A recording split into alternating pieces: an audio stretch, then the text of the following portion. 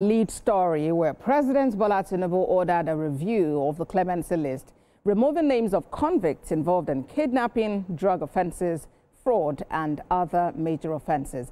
And notable on the list of names removed is Mariam Sanda, who was sentenced to death by hanging in 2020 for killing her husband, Bello. Mariam Sanda and others previously listed for full pardon now have their sentences reduced or commuted.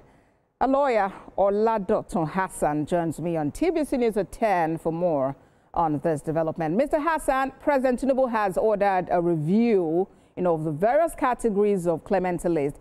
Is this a response to public outcry or what exactly?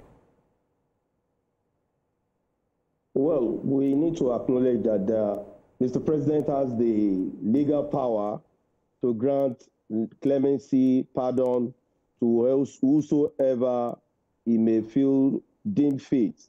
And in this same regard, the fact that Mr. President has approved earlier lists and which was subject to review after some public outcry, to me, I believe Mr. President listened to the people, but at the same time, there should be a lot of consideration, especially when people who are approached the Attorney General or Office of the President for clemency or pardon based on remorse, so that people who are remorseful of crime, who believe that having committed crime in the past can still be of a changed human being.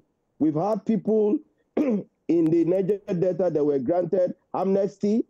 We've seen Boko Haram members that were radicalized into Nigerian army. So these are areas that will reduce criminality as far as people who come forward to show for that, yes, they've been through the thick of pain.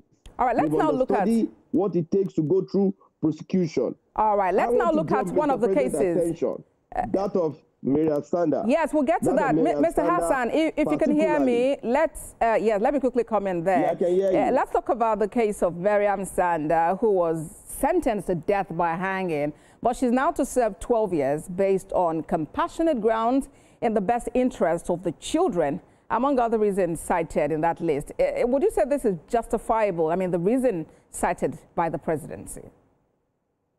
Well, to me, I want to disagree with Mr. President on this point. My point is predicated on the fact that the family of the deceased husband have, in their own best interest, appealed, meaning that, those are the people that were directly affected. And they appealed to Mr. President that since this is the only surviving parent of the children, that they are appreciative of Mr. President granting or pardon to Mariam Sanda. And if there is going to be any other person, Mariam Sanda alone should have been granted that ultimate pardon, just as President have approved earlier. 12 years in hellfire is not like when Jesus Christ to Christians said, go and sin no more.